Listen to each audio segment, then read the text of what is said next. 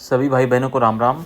आज हम पद्म पुराण से पढ़ेंगे कार्तिक मास की रमा एकादशी का महात्म्य।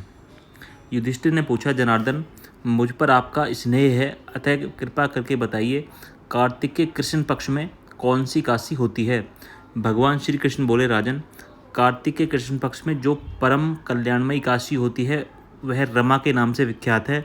रमा परम उत्तम है और बड़े बड़े पापों को हरने वाली है। पूर्व काल में मुचुकुंद नाम का एक विख्यात राजा हो चुके हैं, जो भगवान श्री विष्णु के भक्त और सत्य प्रतिज्ञ थे। निष्कंठक राज्य का शासन करते हुए उस राज्य के यहाँ नदियों में श्रेष्ठ चंद्रभागा कन्या के रूप में उत्पन्न हुई। राजा ने चंद्रसेन कुमार शोभन के साथ उसका विवाह करा दिया। एक समय की बात है, शोभन अपने ससुर के घर आए। उनके जहाँ दशमी के दिन आने पर समूचे नगर में ढिंढोरा पिटवाया जाता था कि एकादशी के दिन कोई भी भोजन न करे, क्योंकि कोई भी यह डंके की घोषणा सुनकर शोभन ने अपनी प्यारी पत्नी चंद्रभागा से कहा, प्रिय, अब मुझे इस समय क्या करना चाहिए, इसकी शिक्षा दो। चंद्रभागा बोली, प्रभु, मेरे पिता के घर पर जो एकादशी को कोई भी भोजन नहीं कर सकता, हाथी घोड़े, हाथियों के बच्चे तथा अन्य पशु भी अन्य घास तथा जल तक का आहार नहीं कर पाते, फिर मनुष्य एकादशी के दिन कैसे भोजन कर सकता है। प्राणनाथ, यदि आप भोजन करेंगे तो आपकी बड़ी निंदा होगी। इस प्रकार मन में विचार करके अपने चित्त को दृढ़ कीजिए। शोभन ने कहा, प्रिय, तुम्हारा कथन सत्य है, कहना सत्य है। मैं भी आज उपवास करूँगा। देव का जैसा विधान है वैसा ही होगा। भगवान श्री कृष्ण कहते हैं, इस प्रकार दृढ़ निश्चय करके शोभन ने व्रत के नियम का पालन किया। क्षुधा से उसके शरीर में पीड़ा होने लगी, अतः वे बहुत दुखी हुए। भूख की चिंता में पड़े पड़े सूर्यास्त हो गया। रात्रि आई। जो हरि पूजन परायण तथा जागरण में आसक्त वैष्णव मनुष्यों का हर्ष बढ़ाने वाली थी, परंतु वह रात्रि शोभन के लिए अत्यंत दुखदायिनी हुई। सूर्य उदय होते होते उनका प्राणांत हो गया। राजा मुचुकुंद ने राजोचित काष्ठों से शोभन का दाह संस्कार कराया।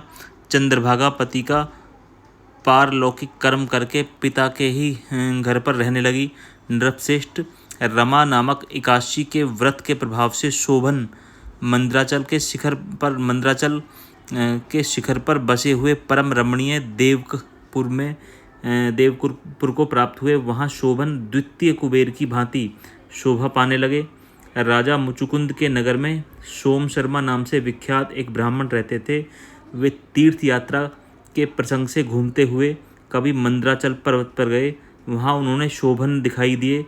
राजा के दामाद को पहचानकर वे उनके समीप गए। शोभन भी उस समय द्विजश्रेष्ठ सोम शर्मा को आया जान शीघ्र ही आसन पर उठ खड़े होकर उनको प्रणाम किया। फिर क्रमशः अपने ससुर राजा मुचुकुंद का प्रिय पत्नी चंद्रभागा तथा समस्त नगर का कुशल समाचार पूछा। सोम शर्मा ने कहा, राजन, वहाँ सबकी कुशलता है, यहाँ तो अद्भुत आश्चर्य की बात है। ऐसा सुंदर और विचित्र नगर तो कहीं किसी ने देखा भी नहीं होगा। बताओ तो सही, तुम्हें इस नगर की प्राप्ति कैसे हुई। शोभन बोले, द्विजेंद्र, कार्तिक के कृष्ण पक्ष में जो रमा नाम की एकादशी होती है, उसी का व्रत करने से मुझे ऐसे नगर की प्राप्ति हुई है। ब्राह्मण, मैंने श्रद्धाहीन होकर उस उत्तम व्रत का अनुष्ठान किया था, इसलिए मैं ऐसा मानता हूँ कि यह नगर सदा स्थिर रहने वाला नहीं है। आप मुचुकुंद की सुंदरी कन्या चंद्रभागा से यह सारा वृत्तांत कहिए। शोभन की बात सुनकर सोम शर्मा ब्राह्मण मुचुकुंदपुर में गए और वहाँ चंद्रभागा के सामने उन्होंने सारा वृत्तांत कह सुनाया। सोम शर्मा बोले, सुबह मैंने तुम्हारे पति को प्रत्यक्ष देखा है तथा इंद्रपुरी के समान उनके दुर्धर्ष नगर का भी अवलोकन किया है। वे उसे अस्थिर बतलाते हैं, तुम उसको स्थिर बनाओ। चंद्रभागा ने कहा, ब्राह्मण, मेरे मन में पति के दर्शन की लालसा लगी हुई है, आप मुझे वहाँ ले चलिए। मैं अपने व्रत के पुण्य से उस नगर को स्थिर बनाऊंगी। भगवान श्री कृष्ण कहते हैं, राजन, चंद्रभागा की बात सुनकर सोम शर्मा उसे साथ ले गए और मंद्राचल पर्वत के निकट वामदेव मुनि के आश्रम पर गए। वहाँ ऋषि के मंत्र की शक्ति तथा एकादशी सेवन के प्रभाव से चंद्रभागा का शरीर दिव्य हो गया तथा उसने दिव्य गति प्राप्त कर ली। इसके बाद वह पति के समीप गई। उस समय उसके नेत्र हर्षोल्लास से खिल रहे थे। अपनी प्रिय पत्नी को आई देखकर शोभन को भी बड़ी प्रसन्नता हुई। उन्होंने उसे बुलाकर अपने वाम भाग में सिंहासन पर बैठाया। तदंतर चंद्रभागा ने हर्ष से भरकर अपने प्रियतम से यह प्रिय वचन कहा, नाथ, मैं हित की बात कहती हूँ, सुनिए। पिता के घर में रहते समय